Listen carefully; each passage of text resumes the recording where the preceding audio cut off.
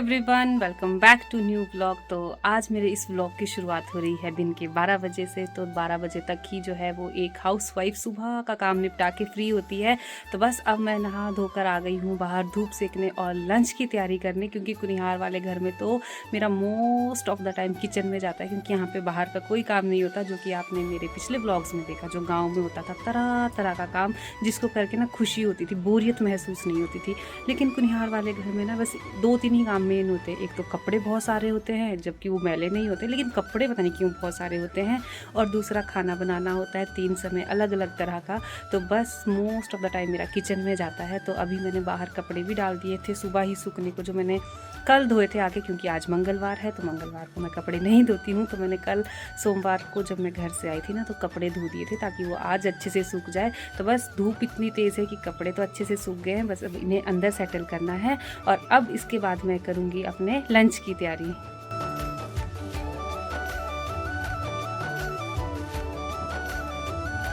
आजकल कुनिहार में ना गेहूँ काफ़ी अच्छी हो रखी है, काफ़ी अच्छी ग्रोथ हो रखी है खेतों में, और काफ़ी हरे भरे भी खेत लग रहे हैं। और इसके बीच में जो सरसों के पीले पीले फूल है, ये तो काफ़ी सुंदर लग रहे हैं।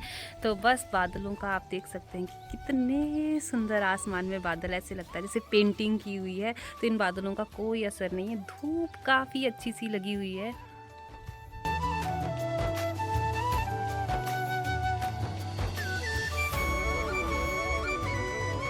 मेरे घर के आंगन के आगे ना बहुत प्यारा सा किचन गार्डन है, जिसमें लहसुन और साइड साइड में धनिया लगाया गया है, बाउंड्री लाइंस जिसे कहते हैं। तो काफ़ी सुंदर लग रहा है, और धनिया भी काफ़ी अच्छा ग्रो हुआ है। तो काफ़ी मोटा मोटा स्टेम है और काफ़ी खुशबू है। तो जब भी आंटी जी अपने इस गार्डन में आती हैं तो हमें भी काफ़ी सारा धनिया और लहसुन की पत्तियाँ खाने के लिए दे देती हैं।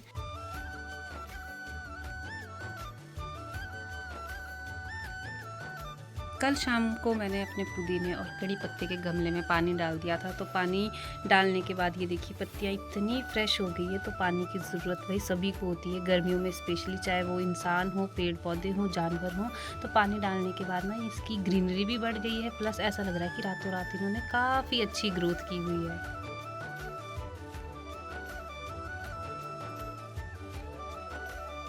आज लंच में चावल बनाने का मेरा कोई इरादा नहीं है, इसलिए मैं आटा गूंथने के लिए बाहर ही ले आई हूँ धूप में, क्योंकि यहाँ पे धूप भी है और छाँव भी है, तो अच्छा सा फील होता है। साथ में ही मैं अपना मसाला भी लेके आई हूँ छीलने काटने के लिए। तो बस अब यहाँ पे धूप और छाँव के मेल में मैं अच्छे से ये दोनों काम कर लेती हूँ।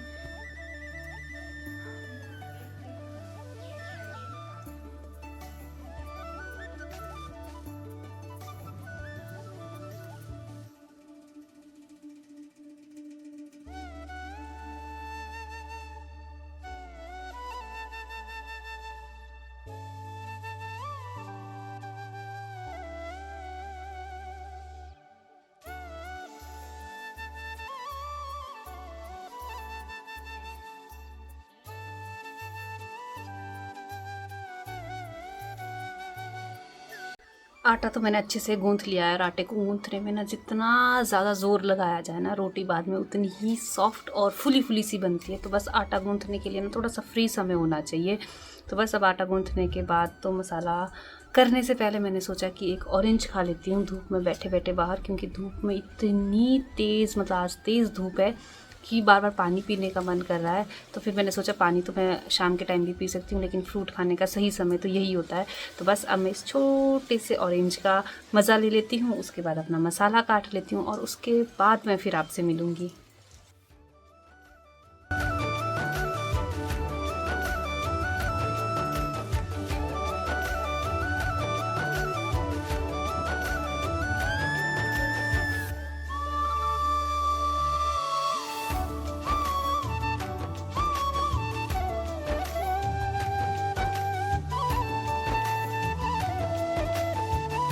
तो चलिए जी, हम लोगों का खाना पीना भी हो गया है, और अब हमारे आंगन से ना धूप पूरी तरह से चली गई है, बस एक छोटे से कोने में पहुंच गई है।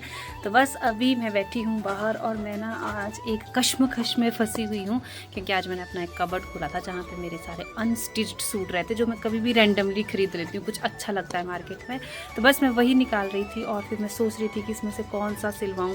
तो कुछ तो फंक्शन पर्पज़ के लिए, जैसे मैरिज वगैरह के लिए, कुछ उसमें सिंपल एंड सोबर थे, जो ऐसे आप रेंडमली कभी भी पहन सकते हैं।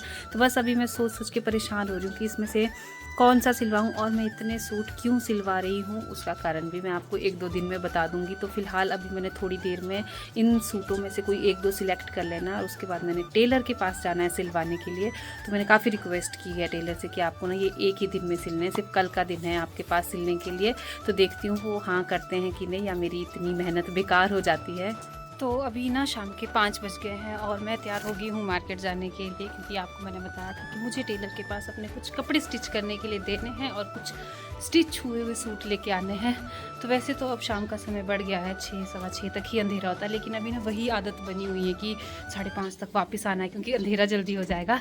तो फ़िलहाल अभी मैं पैदल ही जा रही हूँ और मन्नत को छोड़ के जा रही हूँ घर में। तो मुझे बहुत तेज़ी से जाना पड़ेगा और बहुत ही तेज़ी से वापस भी आना पड़ेगा। शाम होते होते ना सारे बादल भी निकल गए हैं, जो शिमला की तरफ से पूरा आसमान सफ़ेद था। तो अभी आसमान में काफ़ी कम क्या बिल्कुल भी बादल नहीं है, तो मौसम बिल्कुल साफ़ हो गया है। और इसी के साथ बच्चे ग्राउंड में अपनी गेम्स का मज़ा ले रहे हैं शाम के समय स्कूल के बाद।